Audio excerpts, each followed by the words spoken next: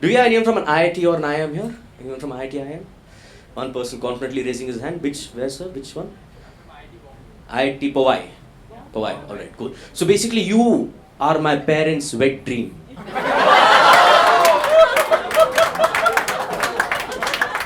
I can't see you right now, but I'm sure a very attractive young man. So my dad would jerk off to you for sure. Because my parents always wanted someone at IIT, IIM, like it had to be that. But they got this instead. This is the package that they got. No, fuck no more on Independence Day, this is what will happen. Born a free man, yes! I couldn't fathom this because the problem was I was a kid who always believed in this one concept. 35, just like be happy if you got 35. Yeah, happy, right? Like happiest day. Like I don't know, like why are you happy? I couldn't understand because my dad enrolled me into IIT coaching in 7th standard. 7th standard. Like pressure, like peer pressure. It's simple, right? Simple. South Indian, you come out of the womb, engineer.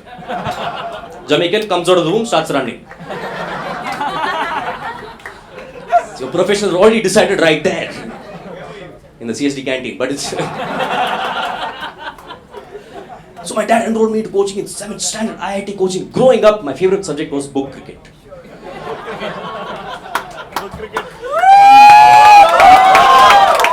Because I had so many textbooks, I don't know what to do. Volume 1, Volume 2, Volume 3, Volume 4. I'm like, why is Michael Jackson writing books? It is so weird because, and as Indians, right, for us to get to the 35 itself is a pain in the ass. Like we have to go through a lot of shit to get to the 35. It always in my household used to start with this thing called an exam pad.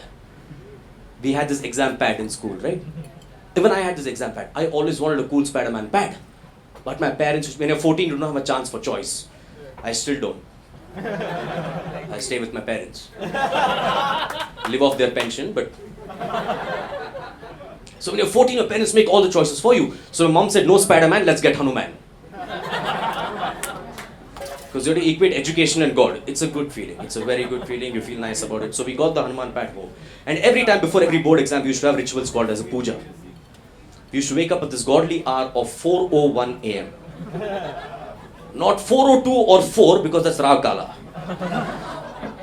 You have to wake up at 4:01 a.m. And as South Indians, we do this lovely ritual. We run into this puja room. We grab one banana. We place it on the table. We run back into the puja room. We grab two agarbattis. Come back to the table and then stick it into this banana. Ask a South Indian how to fuck up good banana.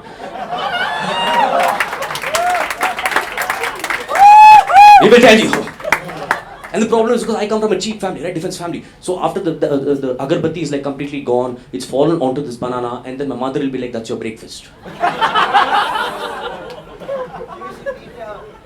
It's like God is not that cheap also. Have a good day. And in North India, we have this concept called the kumkum. Kumkum. It's red in color. Kumkum. It's red in color, right? You put it on your forehead. Good feeling. In South India, it's called the vibhuti.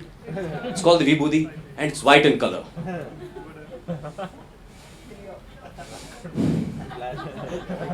My only question is, why the fuck is it white in color down south?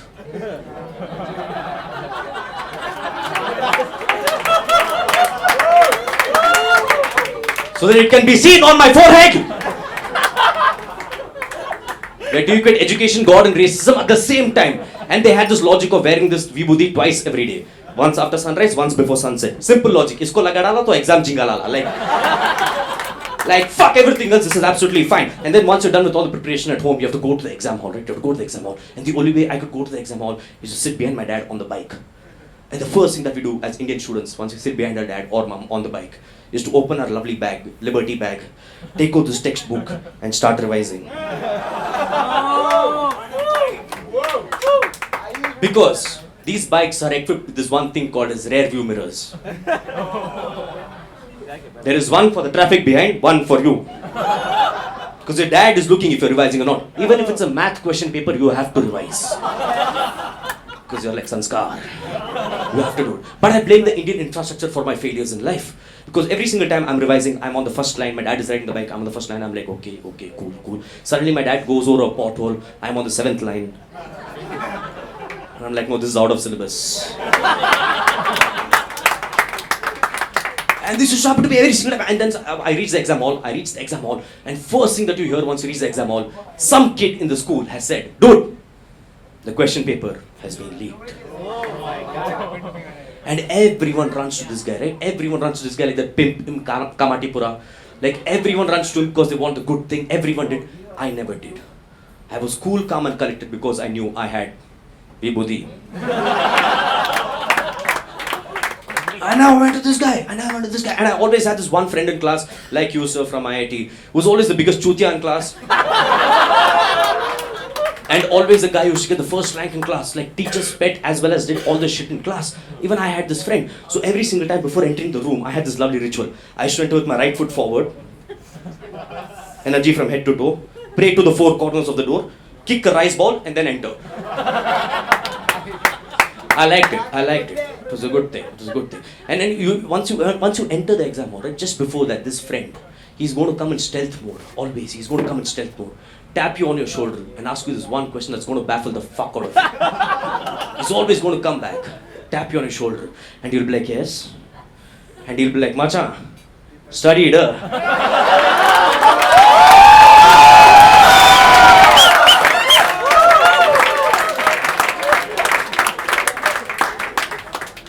I know I have studied for 35. He has the gall to question my credibility for studying for 35. Somehow I gather my wits, I go sit down, I place my Hanuman pad on the table. I place it very nicely, Vastu types, I place it. Then I take out all my god idols, Shiva, Venkateshwara, Krishna. Like I had all the god idols aligned with the sun and the moon. Given a chance, I could have arranged a 2-wheeler puja in the hall.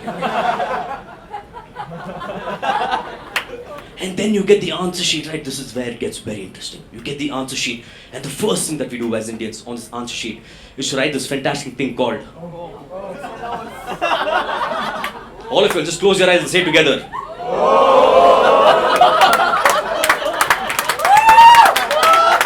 All of us have written this thing called Om!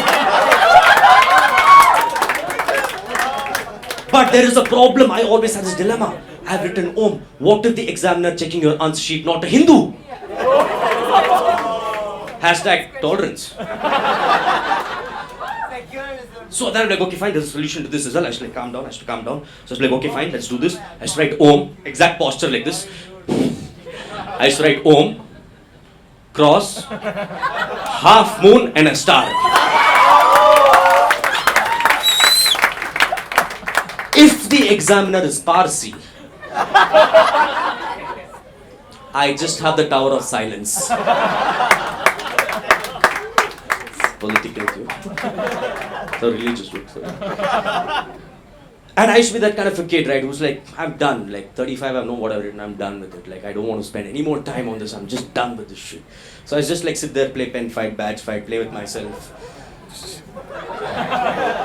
Still do it.